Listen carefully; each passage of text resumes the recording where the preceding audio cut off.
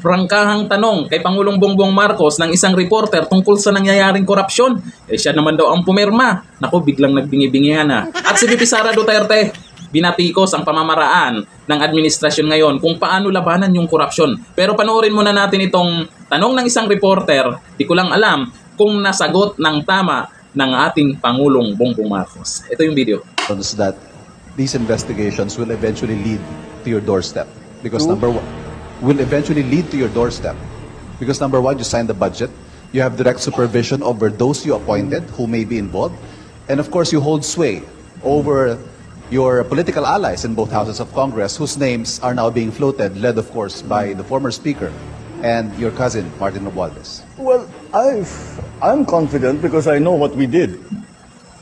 Teka lang, mukhang malupit yung tanong ng reporter na yan ah.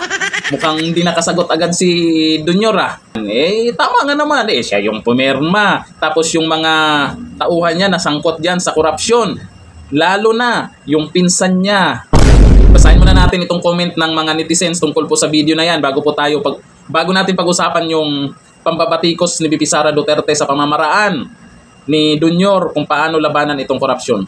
Ang sabi ni Jolito Parilla, noon ang sabi wala akong alam niyan, ngayon alam na niya. Ang gulo, di ba? Sabi ni Alvin Bautista, he knows what he did. Pumirma siya, alam niya yan. Pagpirma niya, yung mga blanco-blanco dyan, insertion, at kung ano pa, alam niya yan. Ay, hindi naman pwedeng pipirma siya nang hindi niya alam. Sabi ni Jesus Narciso, o di ba, alam niya, inamin na rin niya sa sarili niyang bibig ng galing. Sabi ni Tolitz Miranda, good job sa reporter. Maraming bumilib dyan sa reporter. Sana yung mga reporter dyan hindi takot magtanong. Tanong lang naman yan. Sabi ni Ray Judaiwon Giliano, hawak mo rin ang ICI. Ikaw ang naglagay ng mga tao dyan sa ICI. Paano ka imbestigahan? Sa bagay, hindi pa naman talaga sa ngayon, malabo talaga yan na isama po dyan si Pangulong Bongbong Marcos. Siya yung Pangulo Malamang pagkatapos ng termino niya, itong kaso na to, tungkol sa korupsyon, pwedeng pag-usapan ulit yan. Pwedeng maisama siya dyan. Pero sa ngayon, malabo pa. Malabo pa talaga yan. Pero ito po yung pagbatikos po ni Vice President Sara Duterte tungkol po dyan sa investigasyon, pamamaraan ng admin ngayon. Batikos ni Vice President Sara Duterte ang Marcos Jr. administration dahil umano sa pagiging selective nito sa pagtugon sa issue ng korupsyon sa bansa. Alangan ba naman, Duterte na naman ang nadadamay dyan.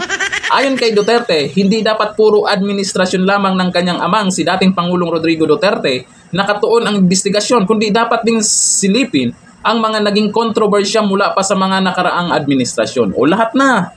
Yan ang tama. Kaysa puro kayo, ngayon nangyari. Ngayon lumala. Kasi sa totoo lang, ang korupsyon, nandyan talaga yan. Kahit sa panahon pa ni Ninoy Aquino, Duterte, kay Gloria Macapagal, lahat po, nandyan po yung korupsyon. Yun nga lang, ngayon po lumala talaga. Bakit lumala? 'Di ba? Dapat imbestigahan lahat. Kasi sa panahon po ni dating Pangulong Duterte, nandiyan po yung korupsyon. Yun nga lang, hindi makaporma.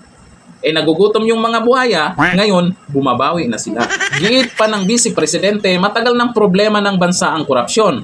At ngayon lang umano ito, lumala ng husto. Alam po lahat ng tao yan.